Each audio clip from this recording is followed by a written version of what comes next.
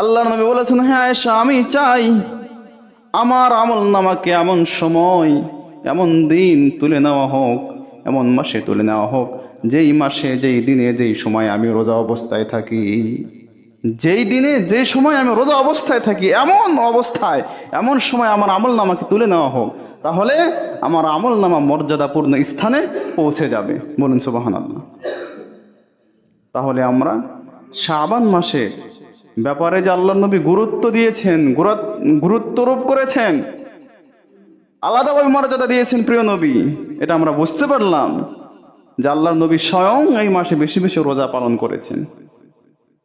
এবং এই মাসে আমাদের বাৎসরিক একটা আমল নাম আল্লাহ তাআলা তার আসমানে আমাদের যে হিসাব রক্ষক, যে সমস্ত ফেরেশতা আছে, সেই হিসাব রক্ষক ফেরেশতাগুলো আমাদের সকল নেক আমল, বাৎসরিক একটা নেক আমল তাদের খাতায় লিপিবদ্ধ করেন এই শাবান মাসে।